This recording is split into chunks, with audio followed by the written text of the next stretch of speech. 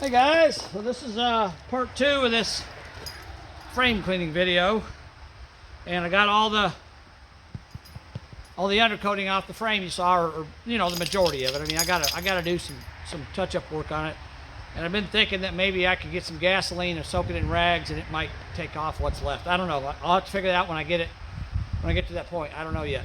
So now I'm trying to get rust off. So how do you get rust off? Well, of course, you can, one thing you can do is a wire brush by hand, and they also make a wire brush you can put on a drill and it takes it off.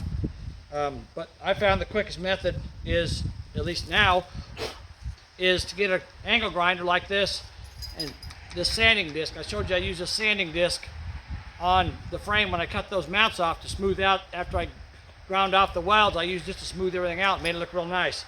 So I got a used disc here, not a new one, because I don't need a new one, because I'm just taking rust off. So I've already done that half the frame. You can probably kind of see it's cleaned up pretty good. I mean, it ain't perfect. I got to go back and do touch-up work, but what I'll probably do is get a drill and a wire brush and clean that up. Inside the frame, I'll have to use a drill and wire brush because I can't get to it with this. It's too big, so I'll just use a drill and wire brush, but that won't be a lot because it's basically just from the transmission cross member back I got to do inside the frame. So I'll be able to get pretty much the rest of it with this. So let's get started on that. One thing I wanted to say though, when I was doing the undercoating removal, I did not get behind the tires, obviously, because the tires are up against the frame. So when I get the vehicle inside, the frame inside, I'll have to raise it up, take the tires off of it, and then get the undercoating off where the frame is behind the tires. So that's another thing I got to do, but we'll worry about that later. All right, let's get started on this. I'm probably not going to talk a lot. I'll just make a video of me doing this, and then I'll speed it up so you guys can kind of watch it in fast motion. All right, let's get started.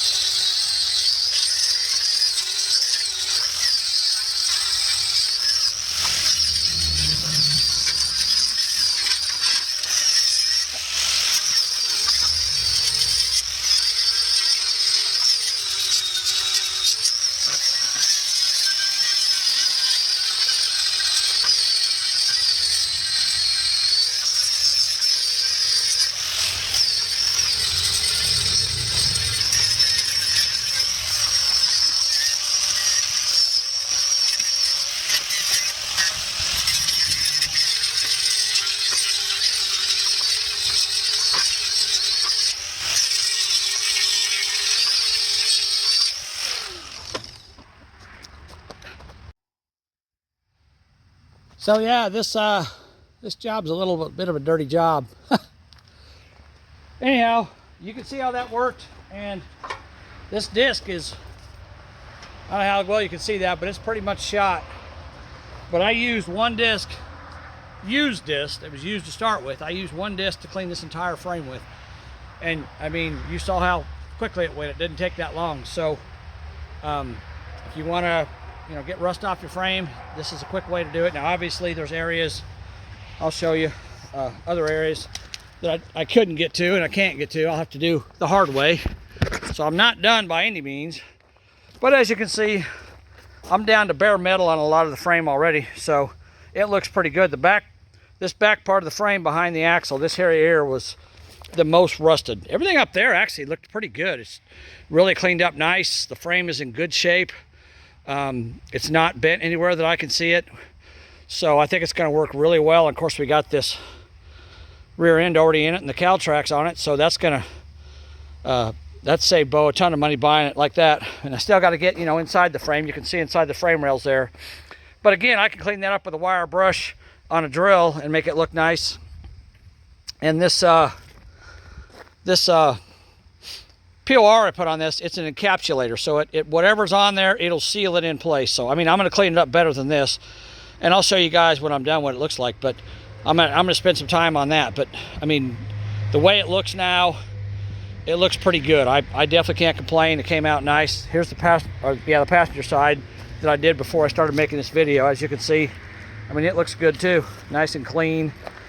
Pretty much bare metal. Now up in here, this is going to get tricky because I got all the front suspension, but I'm just going to get it the best I can. I don't want to tear the suspension apart because it's already been apart once and it's fairly new, and it's been painted. You can see the paint on it. So I'm just basically clean it up and spray it with fresh paint and make it look nice, and I'll POR the frame. But the suspension, I'm probably just going to paint it. I'm not going to POR the rear end because it's 1/8-inch thick steel. There's no need in POR in that. I'm just going to spray paint it as well, make it look nice.